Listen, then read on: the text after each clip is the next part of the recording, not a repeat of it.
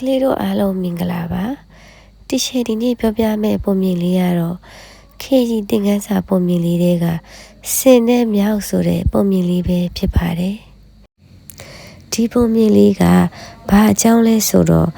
စင်ကလေးနဲ့မြောက်ကလေးနဲ့တငယ်ချင်းအရှင်းရှင်းပျော်ပျော်ရွှင်ရွှင်တက်တက်ရှိရှိနဲ့နေကြတဲ့ပုံမြင်လေးအကြောင်းပဲဖြစ်ပါတယ်တီရှယ်ပြောပြတဲ့ပုံမြင်လေးကိုတားတို့သမီးတို့ကတိကျနားထောင်တာနော်တခါတော့ကတောကြီးတစ်ခုထဲမှာစင်ကလေးတစ်ကောင်နဲ့မြောက်ကလေးတစ်ကောင်ဟာမိတ်ဆွေဖွဲ့ပြီးနေထိုင်ကြတယ်။တနေ့ကျတော့သူတို့နှစ်ကောင်ဟာတောထဲမှာဆော့ကစားရင်ဗိုက်စာလာတာပေါ့။ဗိုက်စာလိုက်တာကွာ။ဟဲ့ငါတို့စားသွားရှာကြရအောင်။အဲ့ဒီလိုနဲ့သူတို့ဟာကစားရင်အဆရှာကြတာပေါ့ကွယ်။လမ်းမှာရှောင်းတစ်ခုကိုတွေ့တဲ့အခါစင်ကလေးကမြောက်ကလေးကိုကြောပေါ်တင်ပြီးဖြတ်ကူးလိုက်တာပေါ့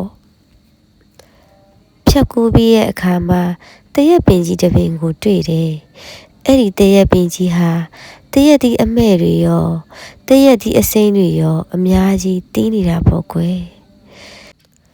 တရက်ဒီတွေအများကြီးကိုမြင်တော့သူတို့အယမ်းပျော်သွားကြတာပေါ့ရှေးငါတို့အစာတွေးပြီဟဲ့ပျော်စရာကြီးဟာအဲ့ဒီချိန်မှာပဲစင်ကလေးကထိတ်လန့်တကြားနဲ့မြောက်ကလေးကိုပြောလိုက်တယ်ငါတရက်တီးရချင်ရင်မစားချင်ဘူးကွာဆိုပြီးတော့ပြောလိုက်တာပေါ့ကွယ်အဲ့ဒီအချိန်မှာပဲမြောက်ကလေးကတငယ်ချင်းရာစိတ်မပူပါနဲ့ငါအပင်ပေါ်တက်ပြီးတရက်တီးတွေကိုစားကြည့်လိုက်ပါမယ်လို့ပြောပြီးအပင်ပေါ်ကိုမြောက်ကလေးတက်သွားတာတဲ့မြောက်ကလေးအပင်ပေါ်ရောက်တာနဲ့တရက်တီးကိုခိုးပြီးစားကြည့်လိုက်တော့အရန်ကိုရှိုးပြီးမှုန်းနေတာတွေ့ရတယ်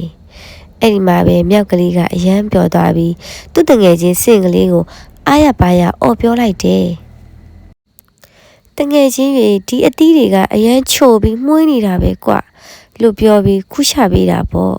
စင်ကလေးလည်းမြောက်ကလေးခုချပေးတဲ့တရက်သီးတွေကိုပျော်ကြီးစားလိုက်ပါတော့တယ်ဒီလိုနဲ့သူတို့တငယ်ချင်းတယောက်ဟာချစ်ခင်စွာနဲ့အတူနေထိုင်သွားကြတာပေါ့ကွယ်တားတို့သမီးတို့လည်းပုံမြင်နေတာစင်ကလေးနဲ့မြောက်ကလေးတို့လိုတငယ်ချင်းအချင်းချင်း